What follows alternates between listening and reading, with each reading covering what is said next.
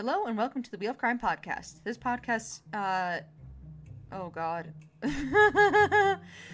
Welcome to the Wheel of Crime podcast. This podcast is ran by two ladies who play games, mumble profanities, and laugh way too often. Also, this podcast does cover topics of sensitive nature, and as such, listener discretion is advised.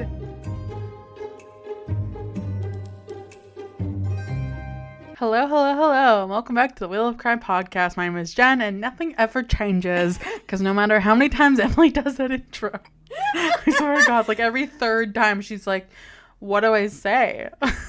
Who am I? I don't know what's wrong with me. It's like I've been saying the same fucking thing now for, I don't know, for sure like 4 years. Well, to be fair, in the beginning we did not have a disclaimer. But... maybe a version of it, but I don't think it was like we did exactly like that. But yeah, I don't know. It was like play games, mumble profanities, and drink way too often. Yeah, it was something like that. We cut the drinking out because we're not lunatics. Because we had an episode. Okay, the reason why we stopped drinking regularly on this podcast because originally the concept was we were going to be drunk for every episode. And you know what? Like, we used to record. I was working like a corporate job where I had Thursdays and Sundays off, which is the worst fucking schedule ever. Yeah. So I would drive down Wednesday night and we would get blasted together and record it in person. And there was one night where we like drank, Emily made me drink like a full bottle of absinthe, and I just like went to my parents' house to like stay the night because you can't drive 2 hours home after that legally. So I just like got blasted on absinthe, which is actually, it's like heinous. Like that shit is disgusting. I don't mind it. I also got obliterated on absinthe, but I've drank enough gross things now where I'm like, hey, absinthe, it's fine. Potent, but not as bad as some other things. I don't like mint, so I think that's my problem. I really like mint. I think that's where my brain's like, no, it's fine. You love mint. But I was after that. I was like, there's gotta be a better way. See, for me, it was like drunk Emily and like regular people Emily, two very different people. So yes, my name is Emily, by the way. Don't know if I introduced myself. But I was like talking about this with my sister recently because I was like, I remember there was like a part of my life when I was in college where I would drink like, I would say fairly regularly, but I have never liked the person I turn into when I drink. It's like, not like she's a bad person. It's just like, she's just weird. Like, she'll tell you things that aren't even true. Like, she'll pretend that she's like a completely different person, and then like the next day I'm like, just on a different level. Why am I like this? And to be fair, I also don't really love drinking in the first place. I'm the kind of person where like a couple glasses of wine here and there, you know, like maybe when you're reading a book or something, or like a whiskey ginger ale when you're playing a video game, that's fine. I am not interested in doing shots all the time. I mean, that is not my thing. Yeah, we were like 22. You had just turned 23 when we started the podcast. So I feel like we're in a different phase of our life. Like, I'm turning 27. You just turned 27. So... And now we're old the balls girlies, now. we're just in a different place in life where we don't need to get drunk on a weekday. God, definitely never on a weekday. And the other thing for me is like, I was talking to Jenny about this like it would have been like a few weeks ago now, but what gets me now is that even with taking it easy and being like, oh, I'll have a glass of wine with dinner, or I'll have like I said, a whiskey ginger ale, or whatever the fuck, I'll have one of these, there are days I still wake up hungover the next day and I'm like, what the fuck is wrong with me? Like, there used to be times where I would go out to the club, like be the crazy bitch that I was, and then wake up the next day feeling completely fine. No, that is no longer a thing. Not anymore. If I even eat one slice of pizza too many and go to bed, I wake up with like a headache the next day. Like, things are changed. Things are way different now. Yeah. Truly. And then my husband looks at me and he's like, yeah, it's all that salt. And I'm like, salt does this to me now, not literal poison. Man, have I changed. Life is hard as a aging woman. As an aging woman. Aging woman. My favorite part's when you talk to people who are actually like middle-aged, because we're not quite there yet. Well, I guess that depends on people's idea of when most people die. I guess we could be considered middle-aged to some people. But, like, I'll talk to people who are, like, in their 40s or whatever, and they're like, oh, you're still so young. And then I'm looking at them now, and I'm like, I don't even think you're that old. What do you mean? I know. Well, I mean, I don't know. To be fair, I am in an age gap relationship, so my opinion's going to be different anyways, but... See, like, I feel like most of the time I look at, like, a 40 to, like, 45-year-old person, and I'm like, oh, yeah, that's not that old. Mm-hmm. But then, like, sometimes I feel like in certain situations, like, especially in, like, social situations mm-hmm. where, like, it's, like, a close group of people or whatever, sometimes the age really shows, you know? Yeah. It's like, it's funny because I've talked with my mom a lot about just, like, random stuff over the years, and one of the things mm-hmm. that she's brought up to me fairly regularly is you're only as old as you feel.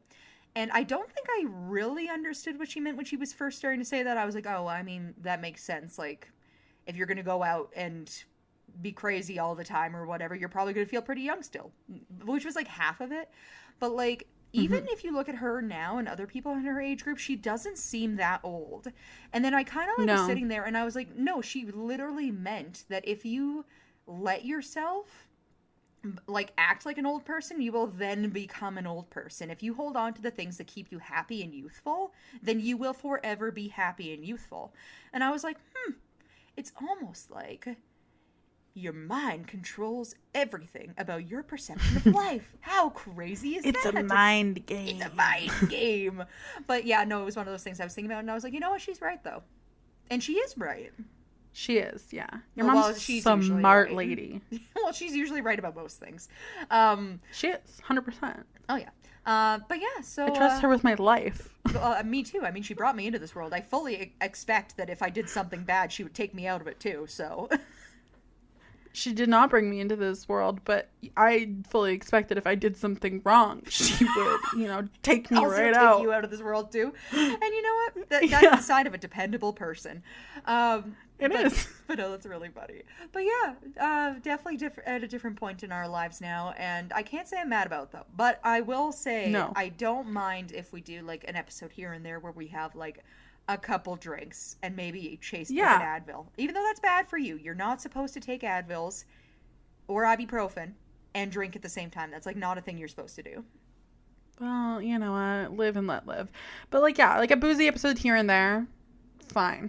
Every week, I just absolutely not. It's not for me. And keep the absinthe 100,000 feet away from Jenn. I'll sample it, though. Absolutely.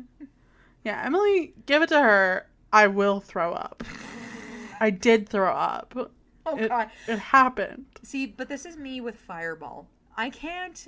Even if... Because I went to that Halloween party, and I had somebody convince me to take a shot of Fireball, that immediately gave me an upset stomach. Like, I just can't do it anymore. I love I could never cinnamon. Do it. I love whiskey. I cannot do cinnamon whiskey. Not my thing. I don't really like whiskey, and I like cinnamon on certain things, but cinnamon whiskey, not my vibe. Mm-mm. Whereas my mother, she told me, she confided in me that she likes to just sip it for fun because she loves the taste, and I'm like... I love her to bits. She's a crazy person. I remember when she gave us expired vodka mudslides, and she's like, I just forgot that I had these. And then we went and found fresh ones in her fridge, and I'm like, why would you do this to yourself? This feels like torture. Like... No one wants a vodka mudslide. Let's all be completely honest with ourselves. That they just sat in the store for looks and that nobody bought them. And then I met your mother. And then they just sit in her house for looks, I guess. For some reason. Yeah, for some reason. We don't know. I've never seen her drink one, so we'll never get to the bottom of that. That'll be a mystery for the ages. It will, truly. Welcome to the Christmas episode, everybody. Yes, happy December. Welcome to the first official Christmas episode of the season. We're jingling those bells. We're super stoked. Rocking around the Christmas tree farm. Yeah, we spun the wheel at the end of last episode in case you didn't hear that or weren't there, or I don't know what the fuck you were doing, but we were here and we spun the wheel. We did that. And the topic for today is Christmas Tree Farm, based on this year we're doing like famous Christmas song lyrics. So that was our first one that got picked. And are you gonna sing the song lyric for us, Jen, since you're the T Swift expert? Oh yeah, sure. It goes like, "In my heart is a Christmas tree farm." Woo! Oh, that was really good. And I'll let you figure out the rest for yourself. Yeah, you'll have to listen to it and get back to us on your guys' how much fun you guys had while listening to that song. You had 100% fun because it was Taylor Swift, so I don't even need to know. Exactly. So I already know. You guys got your nog and your grog and your fuzzy socks and your jingly bells, because I'm going to spin the wheel of crime and we are going to get some stuff answered. Yeah. Cake, spin that wheel, girl.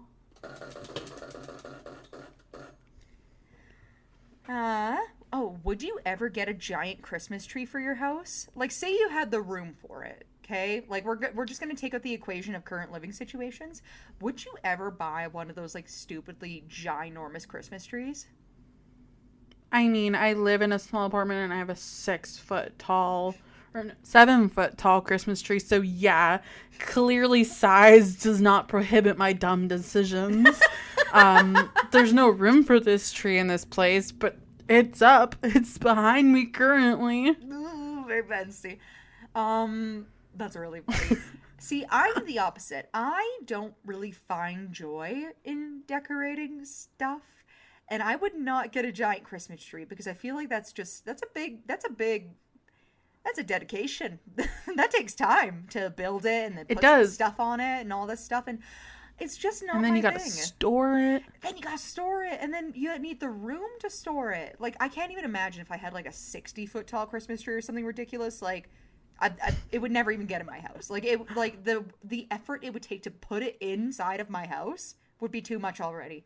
I'd be like, you know what? We're celebrating Christmas in the woods this year. Yep. Grab your shit, guys. We're going outside. Find a tree. We're going to the woods. See, I love a Christmas tree. And I, like, just ever since I first moved out, like, the first year I moved out, me and my now husband bought, like, a 7-foot tree from Walmart or whatever and have carried it around with us. We got a new tree a couple of years ago just because our old one like was literally broken because it was the original one was like $70 from Walmart, so she'd seen better days. Yeah, let's all be honest. But I don't know, it just doesn't feel like Christmas without it. I thrifted a 2-foot tall Christmas tree that I have lights on that are the same lights every single year. I just leave them on the tree and put the entire tree into storage. And I have my one single Christmas ornament that Jenn got me with my cats on it that I hang at the top of the tree. And that's all I do. Oh, that's my little Christmas tree. Love that for you. See, I love feeling festive. Like, I'm a Halloween girly. Like, that's my shit. But, like, Christmas is a close second. It's just fun to feel festive and, like, the lights and like the coziness of it all. So I just love to get invested in the holiday because I got seasonal depression and I will cling on to anything that gives me a little bit of hope. That's a fair point, actually. I never thought about it that way. See, my thing is that I just find I do like Christmas, but it also makes me stressed because my family specifically puts a lot of like stress onto the holiday where they're like, no, like we need to do these different things and these different things. And I always just found it like a little overwhelming sometimes, constantly trying to do stuff that were like Christmassy. But I like what I do. Like, not to say that I don't celebrate it. I just like to do it my own way where it's like a small, intimate Christmas. And that's totally valid. I feel the same way as you, but I just like to do it with a big tree and like some cute decorations around the house. Just, it makes me feel like I have something fun to do during this season, especially since December is always like nuts for work for me. Literally every year. I was gonna take it off this year and then the strikes happened, so I just that didn't happen. Yeah. Because now I'm back to work, so that's just how it is. But maybe one year I'll get December off and can actually enjoy the season properly. I have 10 years from now. Had a December off ever in my life, I think. Yeah. Me either. I think every year I bring up the story now because of how traumatizing it was. I just remember trying to drive back from St. Albert or whatever, which is around Edmonton, and I'm not from Edmonton. So it was quite a long drive to get back home. And it was on Christmas Eve, raining, freezing showers the night before. So trying to drive Christmas Eve day on frozen, icy, rainwater roads. It was bananas. People everywhere. In the ditches, on the road, sideways on the roads. I had to drive around people who stalled out their cars in the middle of the highway. And I had my mother with me. So then it was extra stressful because if I was by myself, I would at least be like, hey, like if I spin into the ditch and die today, like at least one of my siblings could take my Christmas gifts from me and I'm the only one who's gone. But my dad would be so mad at me if I killed my mom on Christmas Eve. So that was like extra stressful. He would just throw your body into a ditch after that. No, he literally would never forgive me. Like, I would have to hear about it every single day for the rest of my life and be like, oh, it'd be nice if my wife was here, but you killed her on your way home on Christmas Eve. So, like, I just had those thoughts spinning in my head for the 4 hours it took me to drive home. Crazy. I was imagining that you both died in that scenario, and I was like, he's just leaving your body in the ditch. Like, you're not getting a funeral. Yeah, well, 100%. Well, he'd be like, oh, great, Emily ditched her mom dead in the car on the side of the road, and I'd just be in there still like, help me. And they'd be like, don't resuscitate. Just leave her. DNR, leave her there. Pretty much. But yeah, Jesus. Absolutely no forgiveness. So that went through my head on Christmas Eve, and it's just been nothing but chaos every single year of my life for Christmas. So I have no expectations up until the day of, because I might get the day off. I mean, I hope so. And then I usually have like a few days afterwards because people just come to visit, and it's crazy anyway, so it's not like you can work. So I mean, I feel like the like week between like Christmas and New Year's is kind of a write-off anyways, because like even if you're working, nobody else is. And that's the thing. So like my job, especially now, is very dependent on like whether or not I can actually talk to other people and get them to do what they need to do so I can do what I need to do. And yeah, I might end up working doing some random things a couple days before New Year's, but that's just because I'm a crazy person who doesn't like to fall behind on stuff. Yeah. It's always like a low-key time to work, even if you have to. And that's my thing, too, is like, I really thought about it, and I was like, I do like the idea of time off, but at the same time, I also like the idea of working and just being able to do the things that I need to do without worrying about what other people are up to. Yeah, that's nice. It's like a nice time to actually catch up on some random shit, too. But yeah. All right, next question. Yeah.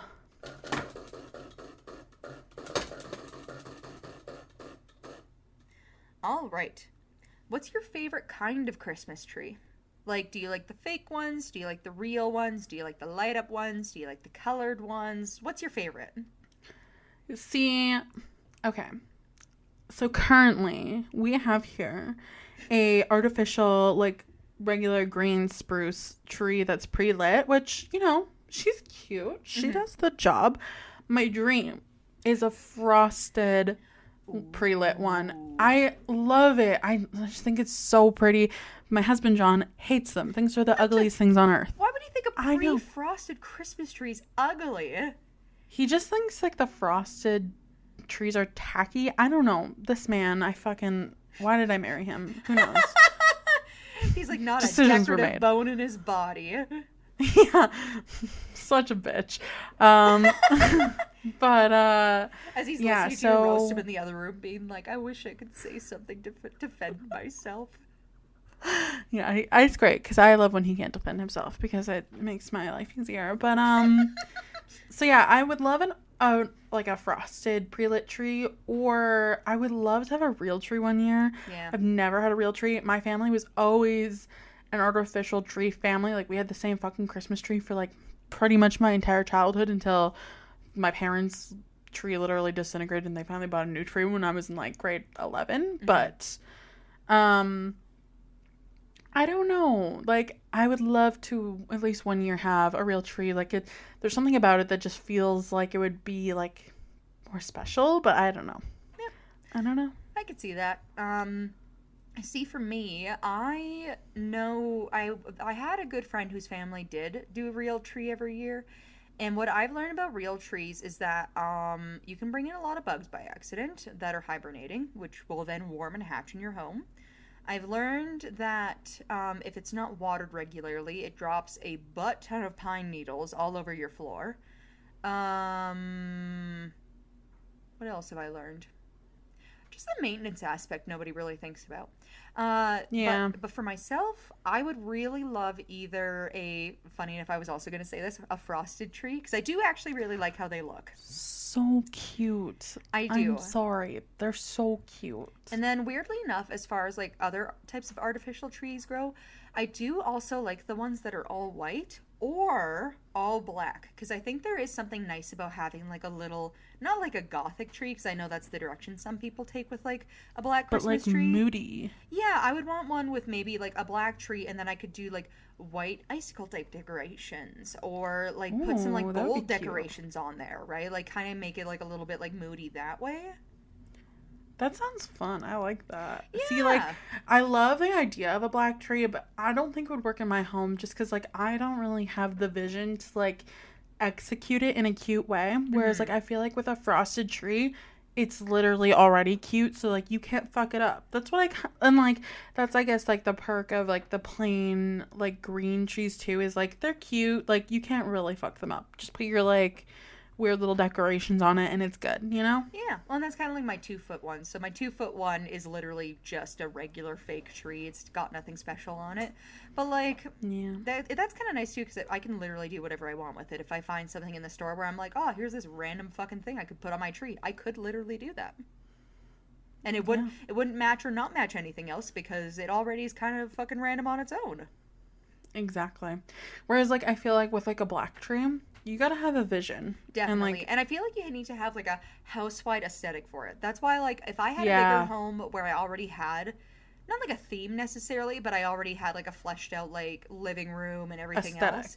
Yeah, I feel like I could make that work for how I have things set up, but I live in kind of a pocket-sized home right now, and it's a little cluttered. So I feel like if I had a black Christmas tree, it would be very off-putting compared to, like, literally all the other bullshit that's in the room with me, so. That's fair. Yeah. I mean, it's hard when you don't really have the space. Space is my number one, because I've even been trying to figure out where the heck I'm going to put the Christmas tree, but I'll find a way. I always find a way. Amazing. Right? Let's spin for our next question.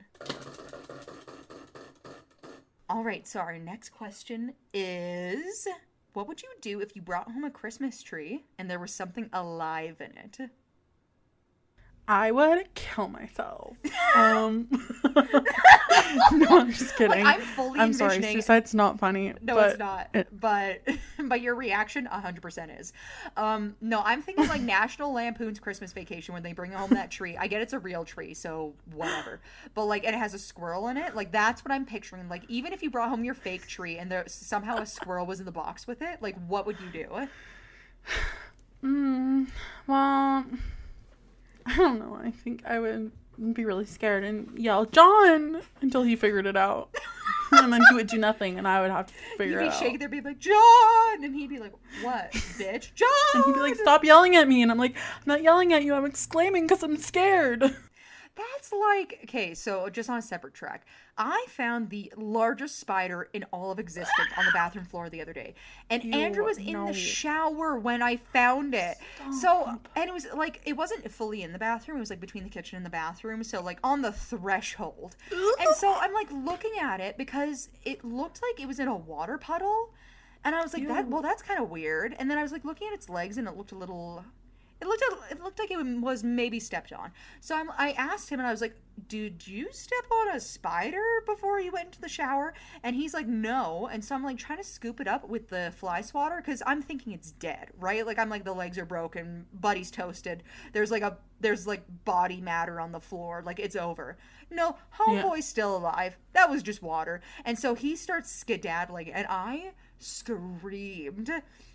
And all I hear is thumping in the shower because I scared Andrew so bad. He like had this and soap and shampoo and whatever else we had in there went flying around. And he's like, "Why are you yelling?" And I was like, "I'm not yelling. I'm scared." There is a difference, okay? Boys, listen up. But on the other end, too, because I thought about what his experience would have been like in that moment. If I was in the shower, naked and afraid, and somebody screamed and I didn't know what they were screaming at, I would shit my pants. Which is a good thing, because I'd already been in the shower. But, like, that would be so scary. And I was like, you know what? Everything about this experience is terrible, actually. For all of us. That's horrifying. I R.I.P. you. I'm so sorry. Almost as bad as when I stepped on the spider in the shower. Almost as bad. But yes, in my house, I'm pretty sure we have a colony who lives here of spiders, because I've had way too many spider experiences since living here. But moving on to the actual question, which is if I found something alive in my Christmas tree, considering how small my Christmas tree is currently, I'd be shocked personally. I'd be like, first of all, how'd you get here? Yeah, and like literally, where did you come from? But like, if I'm thinking like a normal person who lives in an actual house and has like a real Christmas tree, I would be very scared. I think I would do the same thing that you did, where I would be yelling for my husband and being like, "Get it out of here!" Somebody help me! Somebody help me! Because I wouldn't know what to do. Like, especially if it was like something like a squirrel or like a mouse or something. Well, mice, I have cats, so that can figure itself out. But like, but like a squirrel, I'd be like, oh my god, like it's gonna bite me. It's faster than me. What am I gonna do? See, if it was a mouse, I know what my reaction would be, because last year at Christmas time, I was working on a show, and I was sharing an office with this older, well, not older, but like she's like in her 50s, and so like older than me lady, and our desks are like facing each other, but like not like not right up against each other, kind of like across the room. And I looked over, and she's like kind of blind because she wasn't wearing her glasses at this point. Yeah. So I'm like, I saw something scurrying in like the corner of my eye, and I look over and I was like,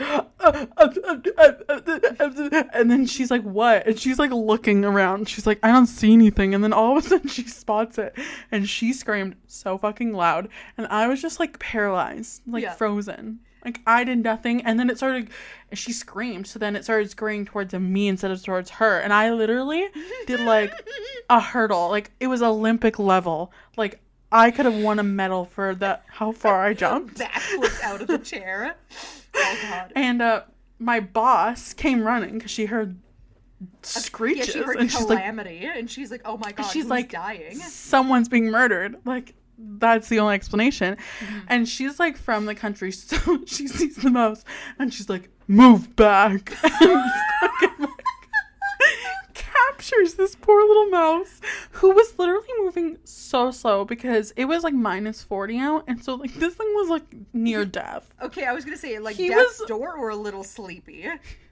Like he was like, I think half frozen still. Like he was on death's door. Like this man was not moving fast, and we were way too terrified for how slow like this mouse was actually moving. This like mouse is inching across the floor, and you're like, I'm so fucking scared right now.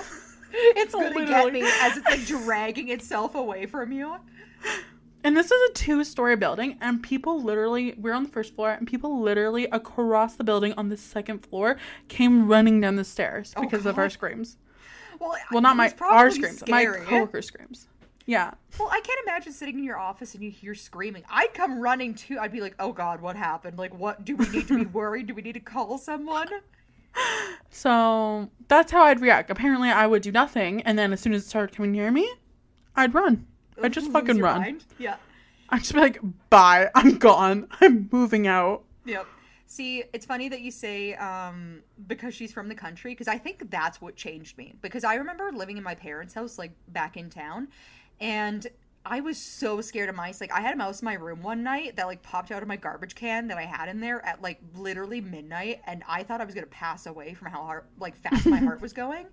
Whereas like now, because so I have a catio that my cats can go out on, and they will bring in stuff like mice and shrews and other random things that they find out there. And at this point in my life, I'm like, is it at least dead? And if it's not dead, I'm like, Great. I guess I'm throwing it outside. Like, I fully have, like, thrown mice into cups and then put a lid on them and then just, like, whee! Like, wung them over the edge of the yard and been like, don't come back. Don't come back around these parts, you hear? And every time they do. And every time my cats catch them again, and usually the second time round they die. And I'm like, you know what? You came back. That was your one warning, fella. That L is on you. Yep. Or we got into a habit of wrapping them up in grocery bags when we did find them, so then at least my husband knew when he was leaving to grab them and put them in the dumpster, rather than just keeping carcasses in the house, because that's kind of really sick and gross, but that's my life now. Not ideal. Not ideal. I didn't necessarily sign up for that when we moved out here, but it has become a part of my life. It was part of the deal you didn't know you were signing up for. Pretty much, yeah. All right, let's spin for our last question.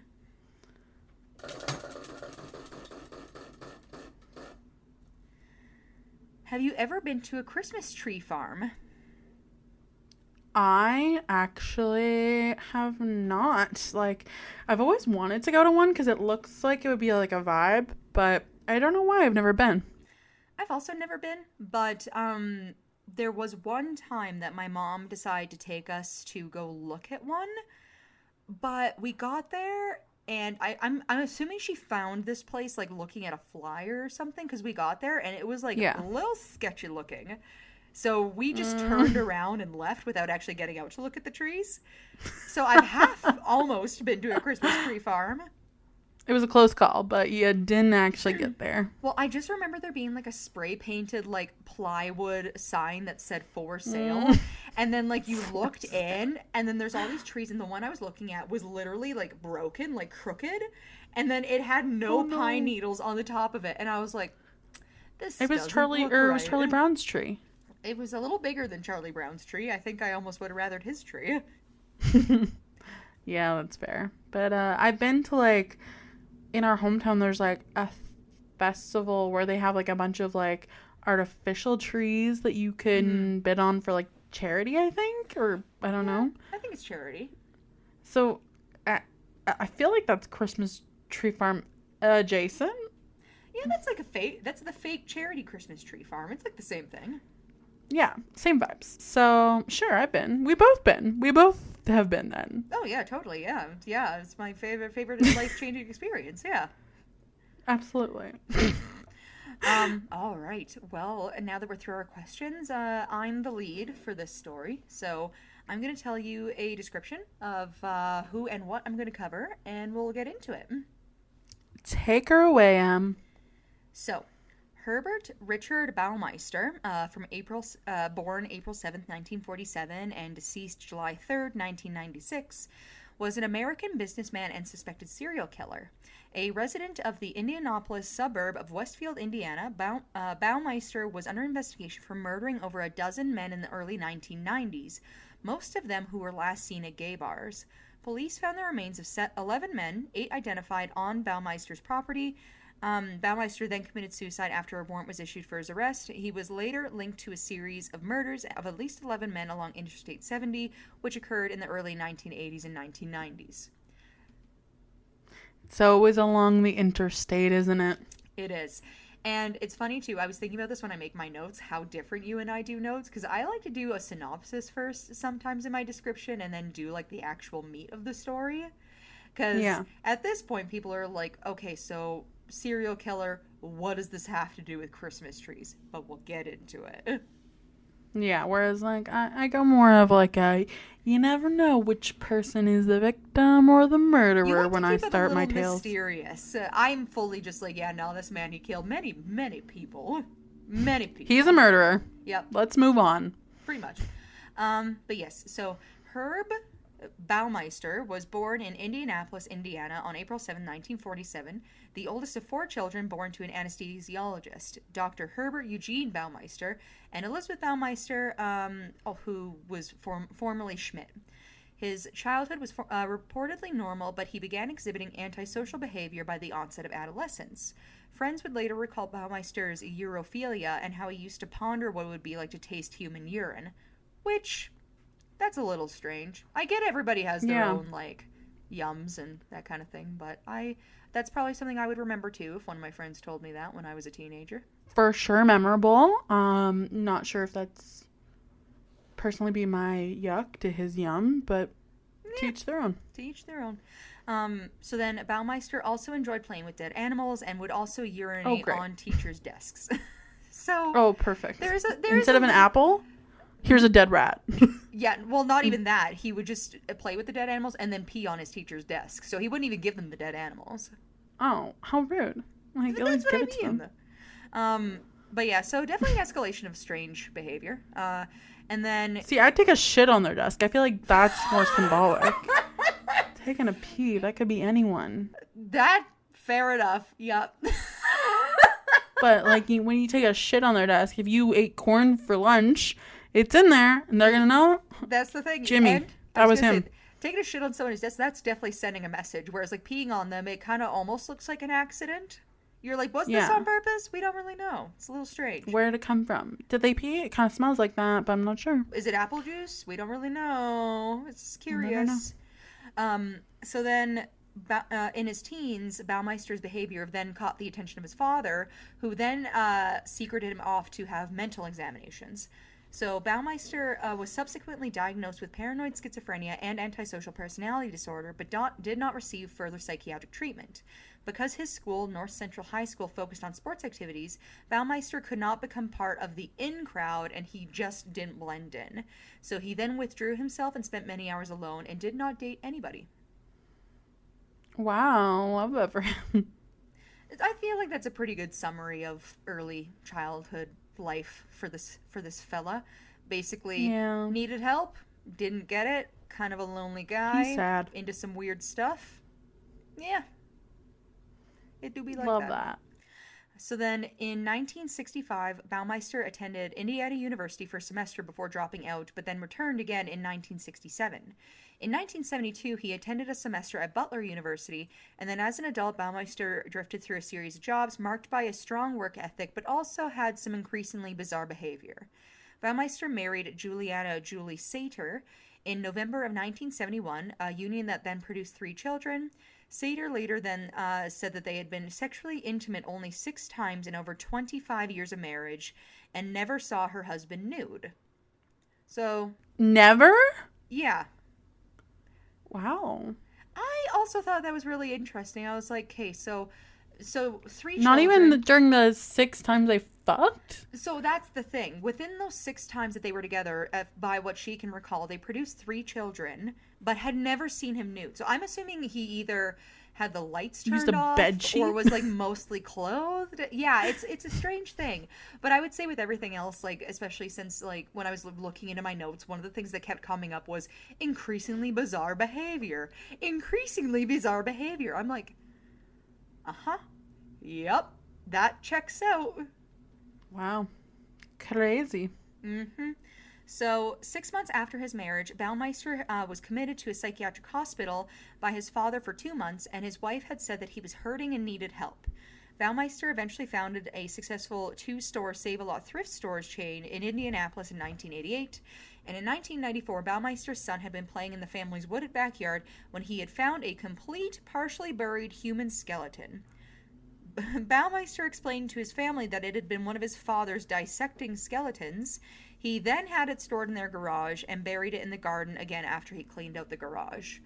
So then, awesome. Yeah, it seems like, at least from what I could see in my notes, nobody, like, of all the people who had written articles about him, it didn't seem like anybody really touched on this, but it also seems like his kids and wife are fairly familiar with him and dead bodies. That seems to be something they're like, this is just, he's a little quirky. Pretty much, yeah. They're like, oh, he's just got this thing, but, like, it's not a big deal. Just don't worry about it. Just don't worry about it. Pretty much. So, we'll get into the murders that he committed. So he has a serial killer name because even though he committed lots of murders, they were originally thought to be 2 different people. So, the first one is the I-70 Strangler, and it was the name of an, at the time, unidentified American serial killer who had killed at least 11 young boys and adult men in Indiana and Ohio between June of 1980 and October of 1991. The bodies were dumped near Interstate 70, and the killer met his victims in popular gay bars and other establishments within a 4-block radius of Indianapolis. All of the victims were later found naked or partially clothed near Interstate 70. They were often dumped in rivers, streams, and ditches in the rural countryside. Each one had been strangled to death. Though officially unsolved, Baumeister was named the prime suspect of the case in April of 1999 by law enforcement, and according to investigators, bodies related to the I-70 Strangler case stopped being found in 1991 after Baumeister had bought the Fox Hollow Farm. Oh, great. Which he would use as a burial site for his subsequent victims. And awesome. Funny enough, Fox Hollow Farm, where he operated out of, was known for having lots of spruce and pine trees. So not quite a Christmas tree farm, but it's pretty damn close. It could have been in another life. So I'm going to list the names of the victims just because with us doing a crime podcast, I feel like that's kind of a necessary component. But I will say specifically with the I-70 victims, a lot of articles I read were a little bit grotesque about the descriptions of each victim. Like, would go as far as to go into, like, details of, like, how they were found, their overall condition, how they looked, which I feel like if you're one of the victims' families isn't necessarily something that you want to remember rather than just their memory. So, yeah. I would just like to say to everybody, keep in mind that these are real people who were murdered, who had been taken usually from gay bar or intimate gay settings. So, that's all I'll say about that, because like I said, it did get a little bit gross at a point, and I was like, I don't feel comfortable saying that, so we're just gonna get into the list. So, the first victim, Michael Sean Petrie, 15 years old, Maurice Allen Taylor, 22 years old, Delvoyd Lee Baker, 14 years old, Michael Andrew Mick Riley, 22 years old, Eric Allen Rodiger, 17 years old, Michael Allen Mike Glenn, 29 years old, James Boyd Robbins Jr., 21 years old, Stephen Lynn Elliott, 26 years old, Clay Russell Boatman, 32 years old, Thomas Ray Clevenger Jr., 18 years old, and Otto Gary Becker, 42 years old. So again, that's so sad. It's super sad, and also some of the more grotesque details did come from the really young victims, like the 14-year-old one, and that's why I'm like, I don't really, like, if I'm just not going to say one, I'd rather just not say any of them. But yeah, so these victims were all found strangled in varying stages of undress with varying different types of sexual assault that happened to them. Also was a big thing. That's so sad. Yes. So that's the I-70 murder victims, and now we're going to get on to the Fox Hollow Farm killings. So, on June 24th, 1996, investigators recovered human bone fragments of at least 11 people buried in the woods at Fox Hollow Farm, an 18-acre property owned by Baumeister off of 156th Street and Monon Trail in Westfield, Indiana. A new search on December 4th, 2022, so fairly recently, found one bone and an unidentified 20 additional locations that might have more remains buried underground. Only 8 people have been identified since the initial discovery. The additional 3 remains are still unidentified, although they are all believed to be male and all have been victims of homicide. Hamilton County Coroner's Office have appealed to the public requesting anyone with missing family members from the mid-1980s to mid-1990s in the Indianapolis area to complete a DNA test in an effort to help identify the victims' remains.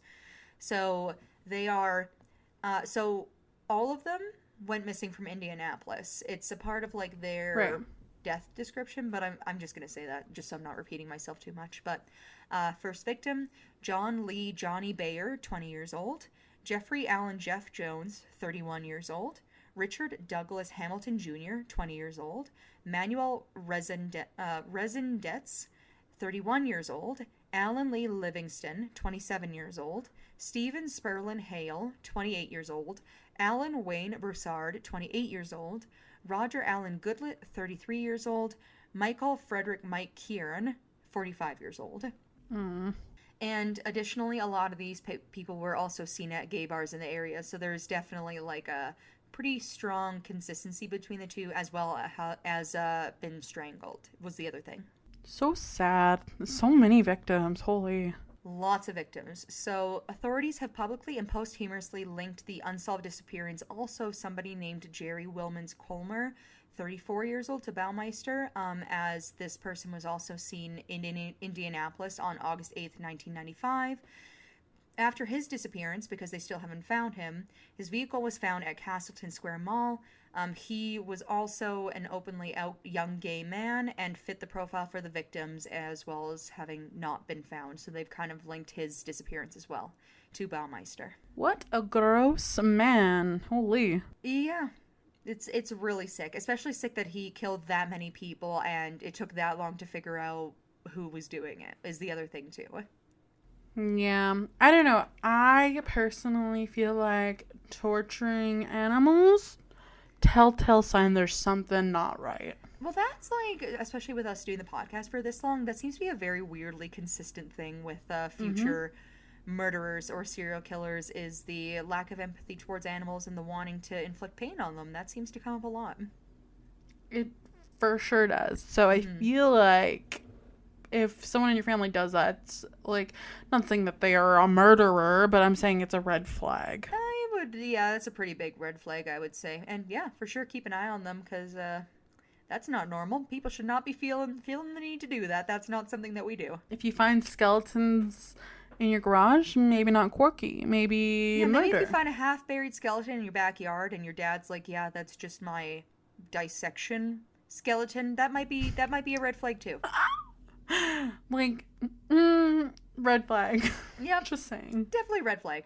So then in the early 1990s, investigators with the Marion County Sheriff's Department and Indianapolis Police Department began investigating the disappearances of gay men of similar age, height, and weight in the Indianapolis area. And in 1992, they were contacted by a man named Tony Harris, claiming that a gay bar patron, calling himself Brian Smart, had likely killed a friend of his named Roger Goodlett, based on his suspicious interest in Goodlett's missing persons case, and had attempted to kill him with a pool hose during an erotic asphyxiation session in his mansion after he met him at a local Indianapolis gay bar, the 501 Club. So I'm just going to backtrack a little bit just in case people aren't aware. Erotic asphyxiation is literally somebody who's not able to get off unless either they themselves are being strangled or they are strangling somebody else. It is considered a form of kink, which, as always, there are safer ways to practice these things. If this is your yum, this is not what we do. This is not the thing to do. Your yum can be achieved without murder. Always. Yums? Always. Always be achieved without murder in a nice, safe, consensual fashion. Should be achieved in a consensual fashion without murder. Absolutely. To be clear. So that's what that means. And then the gay bar that this had happened at was at the 501 Club. So Harris eventually saw this man again, who was calling himself Brian Smart, in August of 1995, followed his car, and noted his license plate number.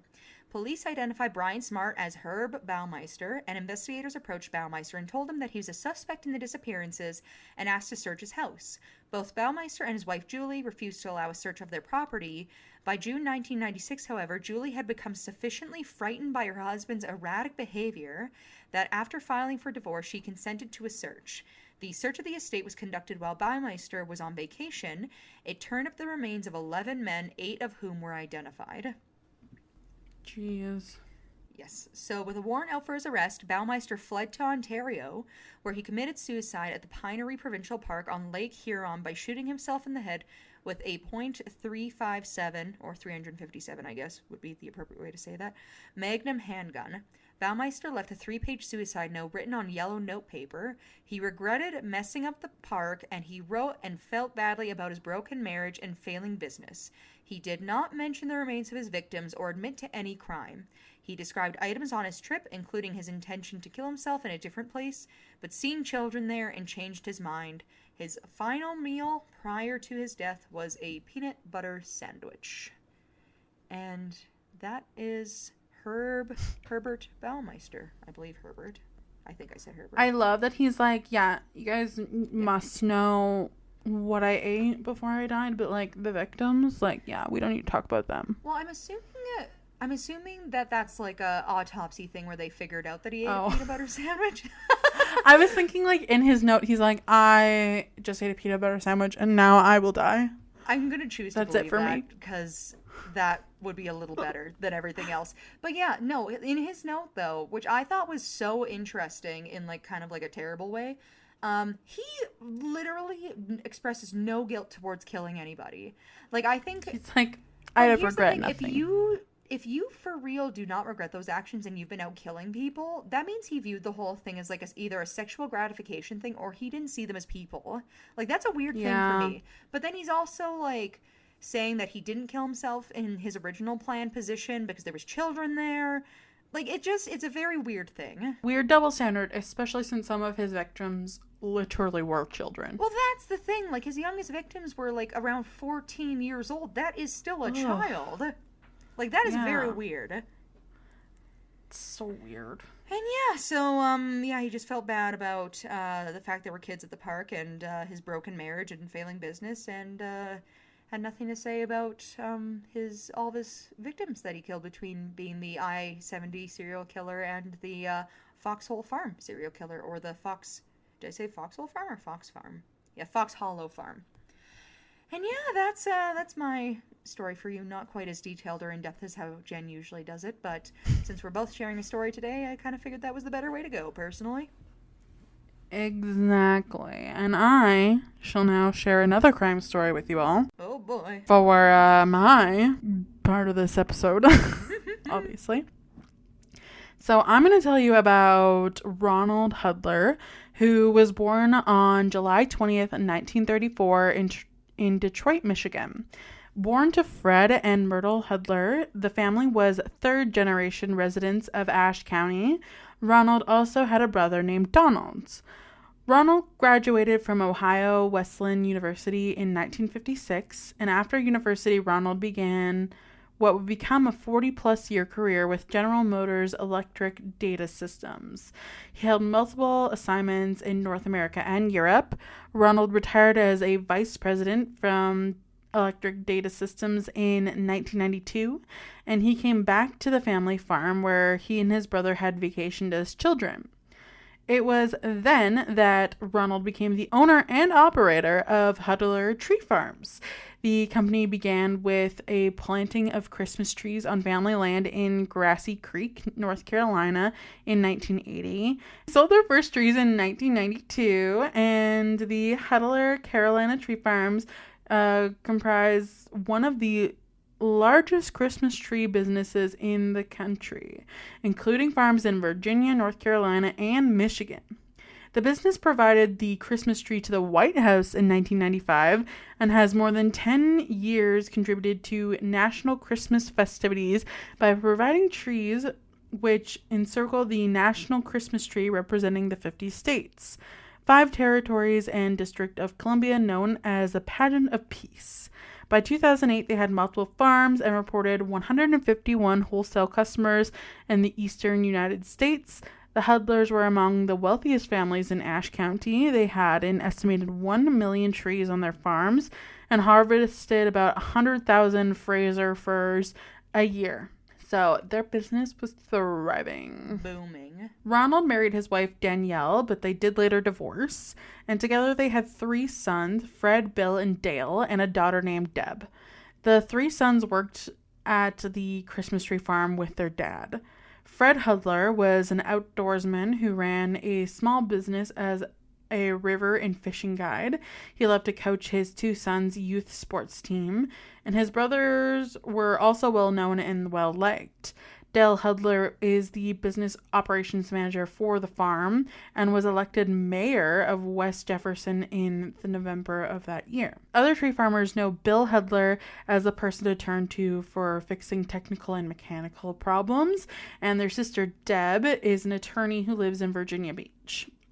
So Ronald had a reputation for being generous. Ronald particularly enjoyed participating in the personal delivery of hundreds of trees directly to servicemen and women and their families on the military bases throughout the U.S. Ronald was an active volunteer and leader in agricultural and Christmas tree associations, and an authority on such issues as immigration, market expansion, and environmental concerns.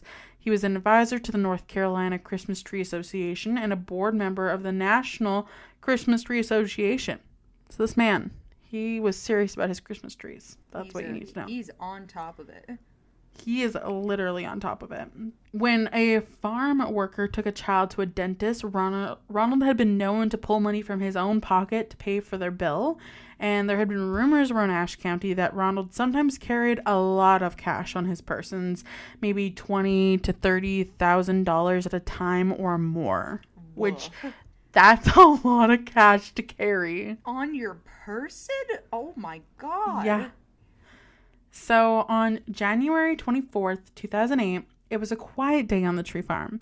The harvest had been over for more than a month and now was all about getting ready for the spring. Then 44-year-old Fred, his son, and John Miller Jr., a crew leader, had work to do, and just before 9 a.m., they picked up a dump truck and parked it off of North Carolina 16. They chatted with Larry Sheets, a letter carrier, who handed Fred a letter from his mother. Quote, "When I was in college, she always sent me a letter with $20 in it," Fred said, sharing a laugh with John and Larry. "I bet this one doesn't have it." Classic. Doesn't get money anymore. Yeah, because you're too old now. So sad.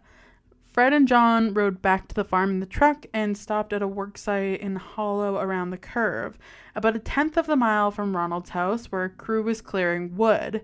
When they drove the truck back to the house to pick up a four-wheeler to haul and cut wood, around 10 a.m., the crew came down from the hills to get gas, and as they drove by the house, they noticed the dump truck parked in the driveway. They didn't think anything of it and drove on. But shortly before noon, Bill Huddler, who lived down the road, came by with a relative to see his father. He heard the dump truck still running, and he found his brother's body laying on the brick driveway between their father's home and the 10-bay garage. Fred had been shot in the head. Bill's relative went inside the house and found then 74-year-old Ronald's body on the living room floor, and he had been shot in the head too. The 911 call came in around 11:53 a.m. with a report of 2 dead. Deputies found John's body in the garage on the concrete floor. He had been shot twice in the temple. Ashe County Sheriff James Williams arrived around noon. He saw the body in the driveway, and deputies told him about the other 2. He walked into the garage, then inside the house, being careful not to disturb the scene. He had no idea what happened, only that 3 men had been shot to death with no witnesses. The crime at the Huddler farm was as bad as anything he'd ever seen in 34 years in law enforcement, and he knew that the farm's isolation would make solving the case that much harder. The farm is on Charlie Spencer Road, which runs west from North Carolina 16, about a half mile from the intersection. It wanders without notice across a state line, which I'm sure some of you can guess does create problems when crimes happen. Illegally, yes. It wasn't until Dale Huddler told Sheriff Williams that the farm's taxes were paid in Virginia that investigators found out which state they were in. Deputies from Grayson County soon arrived, followed by Grayson Sheriff Richard Vaughn. The Virginia authorities thought that they were coming in to assist, but now they were the lead agency in a robbery and a triple homicide. Sheriff Vaughn had taken office January 1st and was just 3 weeks into his term. So what a fun little first case for him. No kidding. Inside the garage, investigators noticed tire impressions in the dust on the floor. Bullet castings were scattered around the ground, and a steel gun safe about 6 feet high had been pushed out of place and unlocked. Most of the guns were still there, but about $10,000 in cash was missing. One thing was clear, someone had come to this remote spot in the hills with a need for cash and prepared to kill. It appeared that Fred and John had interrupted a burglary and were dead. Ronald was actually home early from his business trip, and he also must have been confronted by the burglar, and now he was dead too. It was known to many people that Ronald kept large amounts of money in the house as well as on himself, which meant that the suspect pool could have been massive. Authorities initially focused on the 50 migrant workers who had been on the farm that holiday season, questioning those who were still left and trying to figure out how to contact those who had already gone. One of the Huddlers mentioned the name of a man called Frederick Philip Hammer, an Ashe County man who had a firework business and had done odd jobs on the side, including construction and other work for Ronald until they had a falling out. Frederick had been on the farm's main office in West Jefferson and asked about Ronald 2 days before the killing. Someone there had told him that Ronald was out of town and wasn't expected home until the end of the week. Sheriff Vaughn had never heard of Frederick, but Sheriff Williams was very familiar with him. Sheriff Williams told Grayson authorities that Frederick was a suspect in the disappearance of an Ashe County man the year before. Sheriff Williams also knew that Frederick had been convicted of killing a Philadelphia police officer a year prior, although he didn't know much of the details about that one. As a teenager, Frederick was convicted for killing an off-duty police officer in Philadelphia, Pennsylvania in 1978 before being acquitted a few years later. After that, Frederick moved to North Carolina to escape his past. Near midnight on January 4th, 2008, authorities arrived at Frederick's white frame house about 7 miles down the North Carolina 16 from the Huddler farm. Frederick said that he didn't trust Ashe County deputies, and the investigators told him that they were from Virginia, and he agreed to talk. He had told them that he had done work for Ronald, he knew about the gun safe, and one of his jobs had been to haul it from Detroit to Grassy Creek. He had seen Ronald open it and knew it took 2 keys, but he said he didn't know anything about the killings. He told them that he had been in Todd, which is around 30 miles southwest of Ashe County that morning, working a construction job at a customer's home. If Frederick's alibi had checked out, he could have been crossed off the list of suspects. But the next morning, Sheriff Williams was in his office in Jefferson when Leonard Hook, who's the chief of the New River Volunteer Fire Department, stopped by. Everyone was talking about what happened in Grassy Creek, and Leonard mentioned that he had seen Frederick near the Huddler farm that morning around 9:10 a.m. Leonard remembered the time because he had been listening to the local obituaries on the radio, and he was sure about the time. Leonard was driving south on North Carolina 16, and he saw Frederick driving his burgundy and white Ford flatbed truck north about a mile or so from the turn to the Huddler farm. This information from Leonard would imply that Frederick was lying about his alibi. And soon, Frederick was arrested in Florida, where he had fled after the interview, which is never a good sign. No. And while in prison, he implicated himself in the killings in a conversation with an inmate. Frederick told a fellow inmate about burying the $10,000 in a campground in Cripple Creek, Virginia. He added the murder weapon was in the same area, and Frederick offered the inmate $2,000 if he got rid of the rifle. Seemingly agreeing to the deal, this inmate wrote a letter to his girlfriend alluding to getting money after being released, and while he threw the letter away, the correctional officers found it and questioned him. So the inmate told them about Frederick's offer. In May 2009, the authorities went to the campground and found the bag of money, cigar boxes with rolled coins, and the rifle. That was indeed the murder weapon. The authorities confirmed that the rifle's broken scope matched the debris found at Ronald's door, and furthermore, paint chips from Frederick's truck were consistent with the paint chips found on site. So, 2 witnesses from a store in Elk Creek, Virginia, saw him fueling up on the road from Cripple Creek back to North Carolina on January 24th. In May 2009, he was faced with ample evidence pointing to his guilt. Frederick decided to avoid the death penalty by making a deal. Then 49, Frederick pled guilty to 5 counts of capital murder and 1 count each of robbery, breaking and entering, and a few other charges. He received 7 life sentences, of which 5 were to run consecutively, in addition to 23 years in prison. Later on, Frederick confessed to killing Jimmy Belvins, his nephew, who had been missing since 2007. He led the authorities to his body and was convicted for that murder in 2010. Just like right out of left pocket for some reason. So is he killing to rob people? Like, is that his MO? Or is it just them he killed to rob and then he's also just been killing people on the side? I think like he didn't really intend to kill anyone at the farm necessarily. I think he just like came there to rob them and they were there. So he's like, oh fuck, now I've got to kill these guys. Whereas like his nephew, I don't know what's up with that. Because wasn't he also being looked at for killing a police officer and one other person before this even happened? Yes.